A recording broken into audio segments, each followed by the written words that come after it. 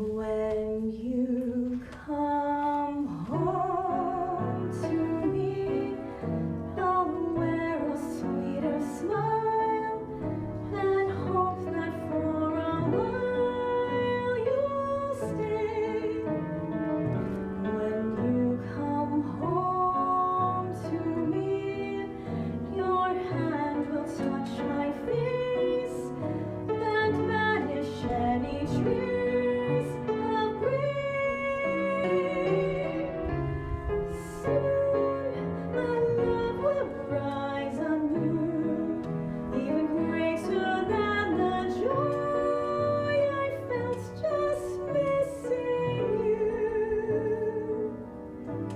And once again I'll be so proud to call you mine. When finally you'll come home to me. I'll be there soon, Kathy. I'll finish up this chapter and be out the door. I swear I'll be there soon, Kathy. Don't give up on me yet. I am so proud of you, baby. You're doing what you never got to do before, and I will be there right and crawling. Your fucking random house stops calling. Don't lose faith. Don't get down, don't despair. I'll be there.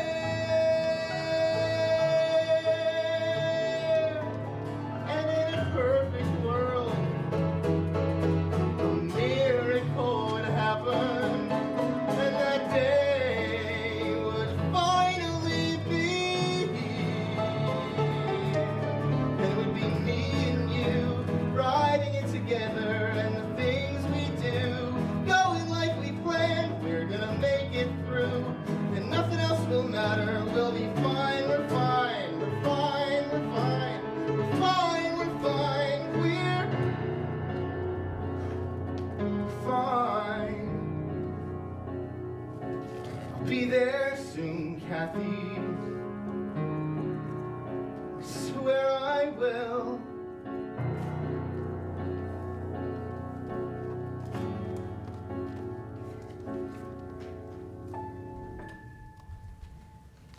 When you come home to me, I'll wear a sweeter smile and hope that for a while you'll... Okay, thank you. Thank you so much.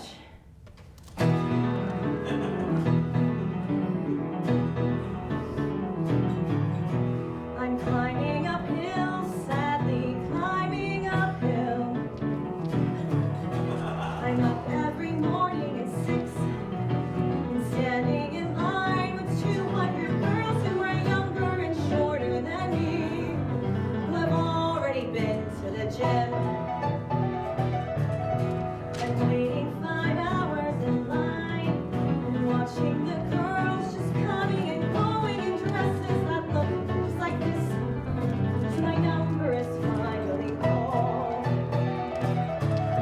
When I walk in the room, there's a table of men, always men, usually gay. I've been sitting like I have been listening all day to 200 girls counting as high as they can. I am a good person. I'm an attractive person. I am a talented person. Remy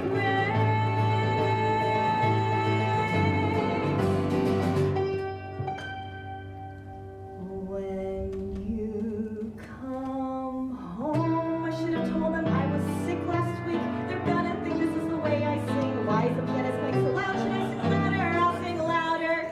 Maybe I should stop and start over. I'm gonna stop and start over. Why is the director staring at his crotch? Why is that man staring at my resume?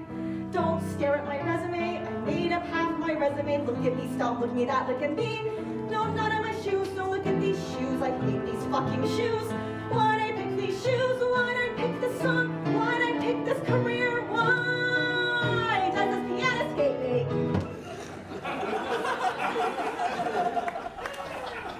If I don't get a call back, I can go to Crate and Barrel with Mom to buy a couch. Not that I want to spend the day with Mom, but Jamie needs his space to write. Since I'm obviously such a horrible, annoying distraction to him, what's it gonna be like when we have kids? And once again, why am I working so hard? These are the people who cast Linda Blair in a musical. Jesus Christ, I suck, I suck, I suck. When finally you'll come home. Okay, thank you. Thank you so much. Hey, Kathy, what are you doing right now? Okay, well, there's a bar across the street from Elise's office, and I want you to... No, I came here, I'm actually at Elise's office right now. I came here to talk about my book, Kathy, because she's the editor of my book. Do we have to do this right now? Well, are you busy? Are you doing anything? Okay, fine. What I wanted to tell you is that there's a review coming out in the New Yorker next week. A very good review. It's by John Updike. Yeah, but I thought you might want to see that. Yeah, of course I can bring it home with me. No, I just thought that... That's fine, I can be home in about a half hour. Yeah, I love you too. Okay, I'll see you soon.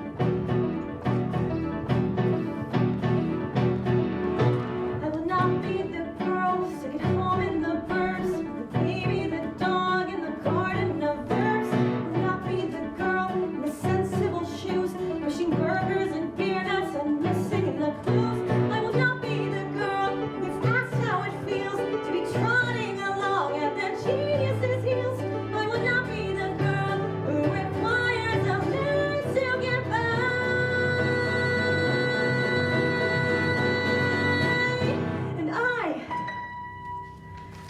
And when you come home. He touched the wall and decided he had had enough. He was exhausted, first of all, and he could feel it.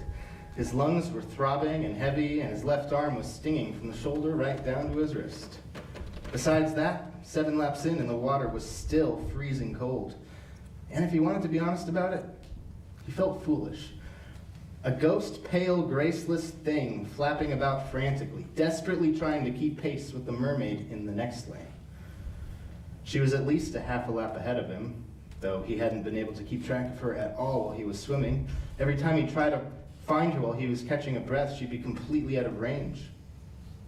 But he could see her now that he was grabbing onto the side of the pool.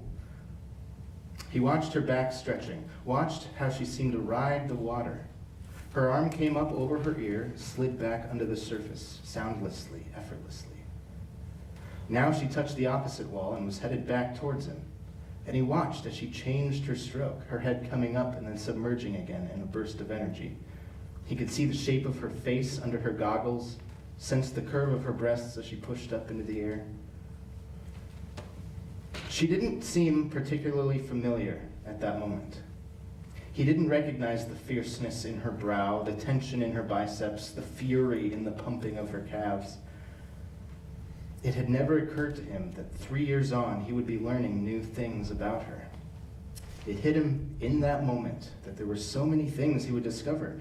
How her stomach swelled when she was pregnant, for example, or how the skin around her eyes would wrinkle as the years passed. She touched the wall next to him and pushed off, but she must have sensed something, and she looked behind her and saw him standing at the wall, one arm hanging off to the side, his teeth chattering slightly. She slowed down and turned to face him, a quizzical smile crossing her lips. He smiled back at her as she pulled the goggles over her cap. Ah, he thought, there she is. I recognize her now. He would spend the rest of the day trying to determine what was driving her silence, her clenched jaw, her sharp turns away from him. You don't have to let me win, she was screaming. But he couldn't hear it at all.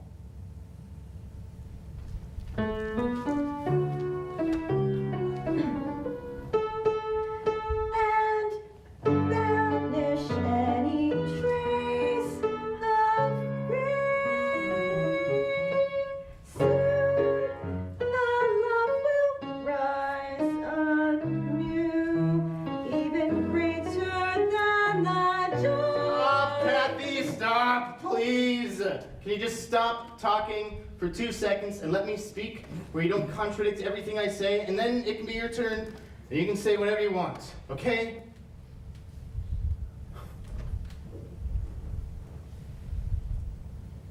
There are people, and they are publishing my book, and there's a party that they are throwing, and while you've made it very clear that you're not going, I will be going, and that's done. But what's it really about? Is it really about a party, Kathy? Can we please for a minute stop blaming and say what you feel? Is it just that you're disappointed to be touring again for the summer? Or did you think this would all be much easier than it's turned out to be? Well then talk to me, Kathy. Talk to me. If I didn't believe in you, we'd never have gotten this far. If I didn't believe in you, and all of the 10,000 women you are, if I didn't think you could do anything you ever wanted to, if I wasn't certain that you'd come through somehow, the fact of the matter is, Kathy, I wouldn't be standing here now.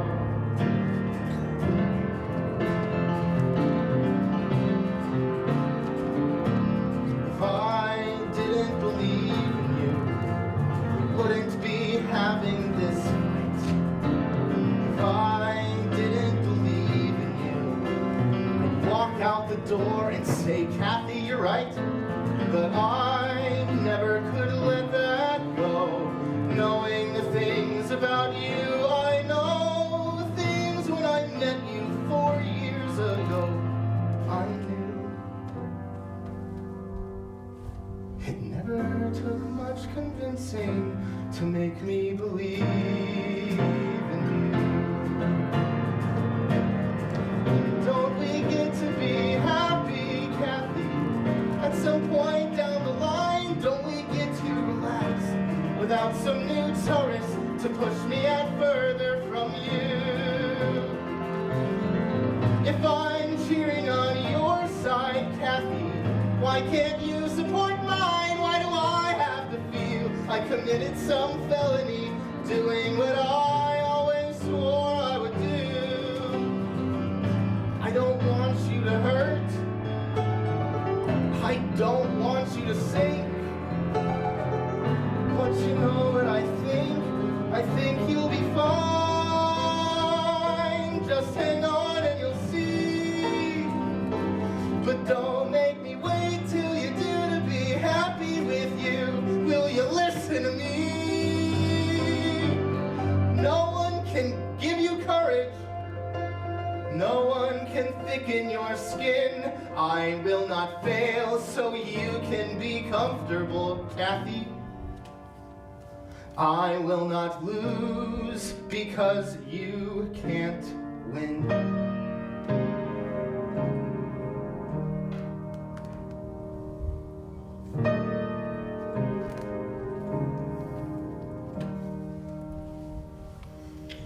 If I didn't believe in you, then here's where the travelogue ends.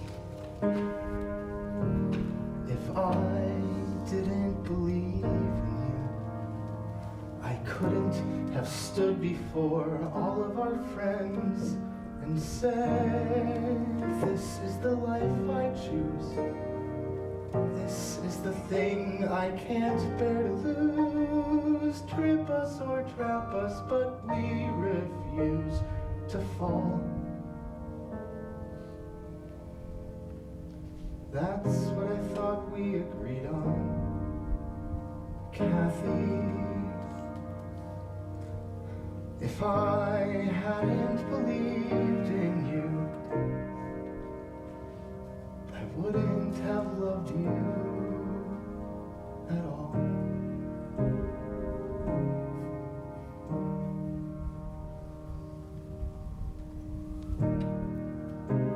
Now why don't you put your dress on and we'll go to this party. Okay? Kathy, please? Can you do that for me?